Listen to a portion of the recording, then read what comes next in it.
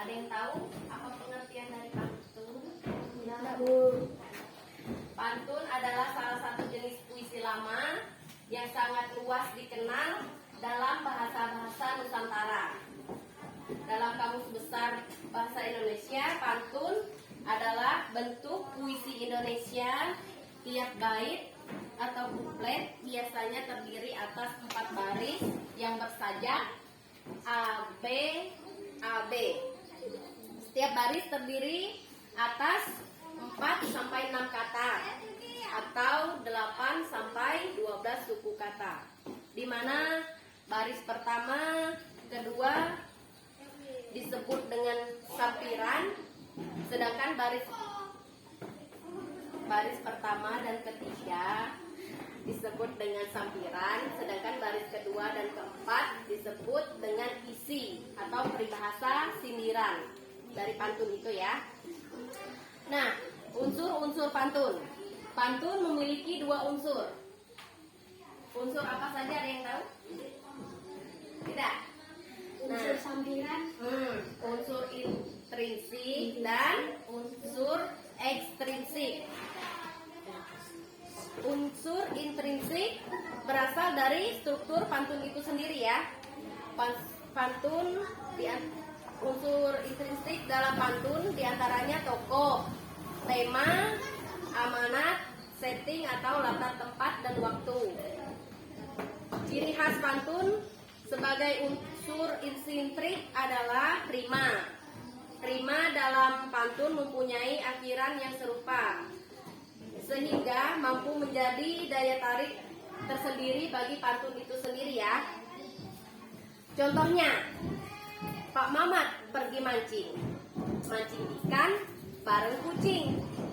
Kepala teramat pusing, ingin makan tak ada piring. Nah, di sini sampiran dengan rima yang nantinya akan menjadi suatu yang menarik untuk dibaca. Sementara unsur intrinsik pantun merupakan unsur yang berasal dari luar struktur pantun. Ini biasanya disebut juga dengan latar belakang atau sebuah keadaan yang menjadi penyebab terbentuknya pantun. Bagian yang sangat penting yang akan menentukan isi pantun ya. Unsur ini menjadi penguat, diperlukan unsur intrinsik yang merupakan struktur pantun itu sendiri. Di Indonesia, filosofi pantun menjadi awal mula munculnya kedekatan nilai sosial. Filosofi pantun yang melekat sekali yaitu pantang melantun. Nah, pantun ini mengisyaratkan bahwa pantun akrab dengan nilai-nilai sosial ya, bukan hanya sekedar imajinasi. Di belahan Nusantara, tepatnya di Sumatera Barat, dalam suku Minangkabau, pantun digunakan dalam berbagai acara adat. Acara yang menggunakan pantun antara lain acara Manjapui, Marapulai, atau disebut dengan menjemput mempelai pria. Ada dalam acara Batagak Gala, itu acara penobatan penghulu, atau dalam pidato upacara lainnya, itu mereka menggunakan pantun ya. Struktur pantun. Pantun memiliki 2 bagian. Bagian pertama adalah sampiran dan bagian kedua adalah isi. Sampiran seperti mempersiapkan bagian isi dengan rima dan irama yang sama. Nah, jadi tak ada hubungannya dengan isi, namun sampiran memberikan gambaran seperti apa nanti bunyi isi pantun. Kalimat dalam sampiran biasanya dibuat unik agar pendengarnya tertarik. Selain itu ada banyak jenis pantun yang ada ya. Contohnya pantun kiasan, pantun cinta, pantun nasihat, pantun jenaka, pantun teka-teki dan banyak ya, dan sebagainya. Pantun kiasan. Pantun jenis ini biasanya isi pantun terbentuk kiasan. Jadi artinya tidak langsung terlihat namun tersirat. Contohnya, berjalan dalam gelap, mendapatkan gelar warna hitam. Berkenalan tanpa menatap, bagai meraba dalam kelam. Itu salah satu contohnya ya. Kalau pantun cinta, pantun ini berisi pesan-pesan tentang cinta, keromantisan, perasaan rindu. Dua insan yang sedang mabuk asmara, tahu kalau sekarang disebut dengan bucin. Ada yang tahu arti bucin? Tahu. Apa? Mabuk cinta. Budak cinta. Contohnya, contoh pantunnya ya. Walaupun laut di kayu, tapi mengapa terasa rata? Walaupun kamu jauh, tetapi mengapa aku cinta? Nah, yang ketiga pantun nasihat. Pantun nasihat biasanya berisi pesan moral atau bermakna untuk mendidik.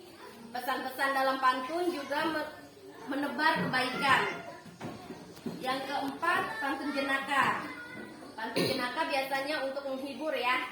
Terkadang pantun ini juga digunakan untuk saling menyindir, namun dalam suasana hangat dan akrab. Yang kelima, pantun teka-teki. Pantun yang satu ini biasanya menghangatkan suasana, mengajak pendengarnya untuk berpikir. Pantun ini memiliki pertanyaan di bagian isi.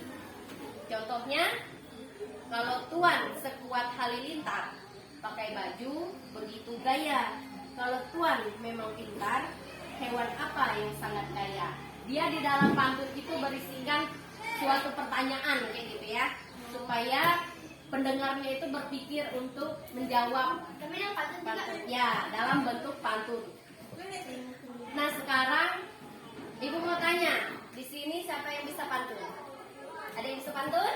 Saya. Ibu. Ayo, Pam-Pam, yang pertama. Apa? Duduk aja di sini langsung. Makan kentang boro-boro, lupakan mantan cari yang baru. Cuan. Ada? Ayo, ada yang lain lagi yang tahu? Siapa tadi? Saya, Bu. Ya, Randu. Di jalanan ada lampu, di kerajaan ada ratu, di hatiku hanya ada kamu. Cuan. Ini salah satu pantun cinta ya. Iya, Bu. Siapa lagi? Suci tadi ya? Ayo Suci. Randa. Oh Randa kah? Ayo Randa. Mbak, ya malu. Siapa lagi? Kalau sudah kita lanjut. Ya. Gilang. Gilang, bisa kah? Nggak tahu pantun. Oh ya sudah. Baik, kalau sekarang kita lanjut ya. Ibu kasih soal, kalian kerjakan. Oke? Oke, Bu. Ini bersangkutan sama pantun ya.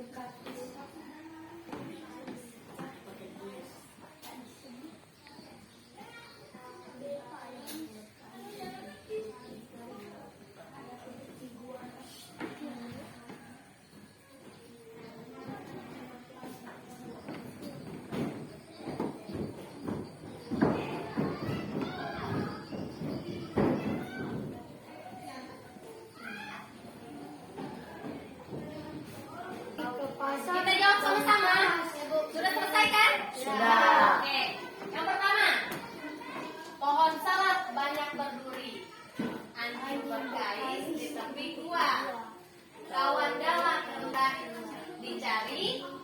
Apa untuk melengkapinya? Dengan yang apa? Dengan Ada yang menangis jarang bersua. berarti yang B. yang B, ya betul. Pohon salak banyak berduri, anjing Aku juga, berkais Bu, di B. tepi gua, kawan galak hendak dicari, teman menangis jarang bersua.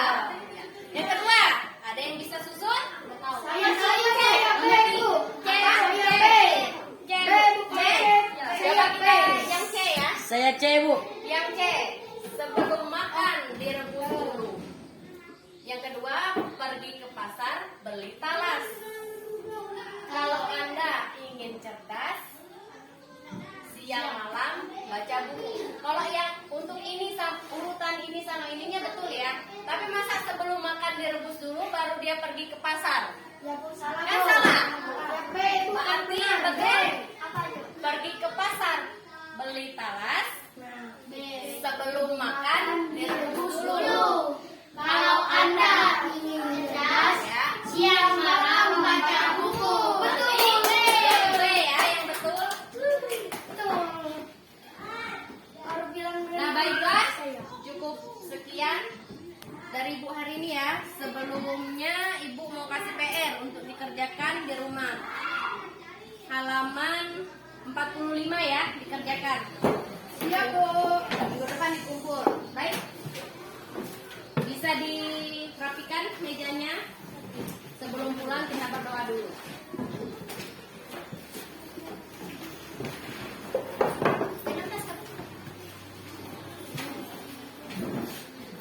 Ayo sudah. Bisa? Tuh. Sebelum pulang, mari kita berdoa menurut agama dan kepercayaan kita masing-masing. Berdoa mulai.